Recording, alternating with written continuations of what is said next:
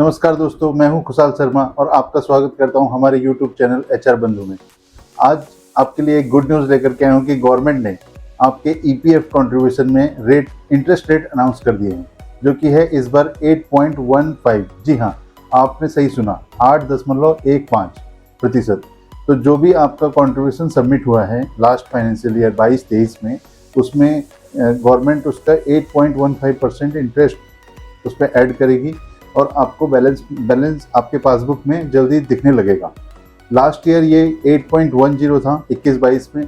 तो उस समय कुछ बहुत लोगों ने बोला था, यूनियंस ने बोला था कि हमारे EPF कंट्रीब्यूशन को कम कर दिया गया है, हमारे इंटरेस्ट रेट के बेनिफिट्स को घटा दिया गया है।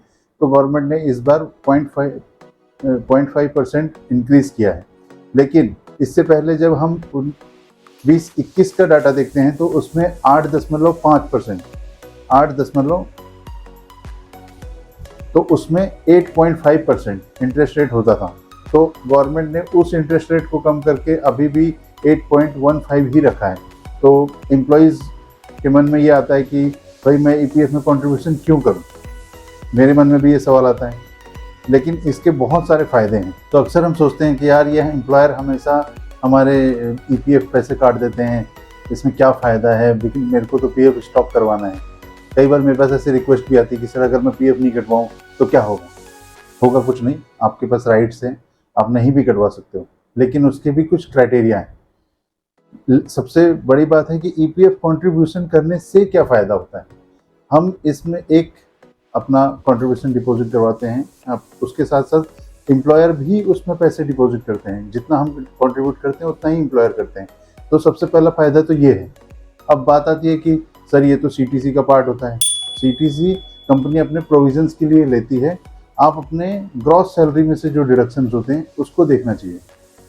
दूसरी चीज़ है कि इसका बेनिफिट ATC में ऑटोमेटिकली हो जाता है, क्योंकि अगर आप कहीं और इन्वेस्ट करोगे तो भी उसका इंटरेस्ट कंसिडर करना होता है।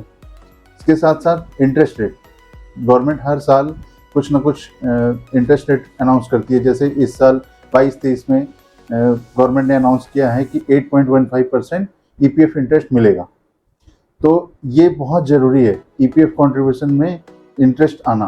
तो जब हम एज ए एम्प्लॉई जब डिपॉजिट करते हैं तो हमारा एम्प्लॉई कंट्रीब्यूशन एम्प्लॉई अकाउंट में चल जाता है, और उसके साथ साथ कंपनी जो डिपॉजिट करती है उसमें हमारे को मिलता है पेंशन फंड का बेनिफिट, जो कि रिटायरमेंट के बाद या 10 साल किसी कंपनी में कंटिन्यू जॉब किया है या 10 साल कहीं पर जॉब करने के बाद, चाहे ब्रेक में भी हो, अगर आपने सर्विस ट्रांसफ़र कराई है तो पेंशन फंड के लिए आप एलिजिबल हो जाते हो। उसके बाद आप अपना सर्विस सर्टिफिकेट लेके 58 ईयर्स के बाद क्लेम कर सकते हो।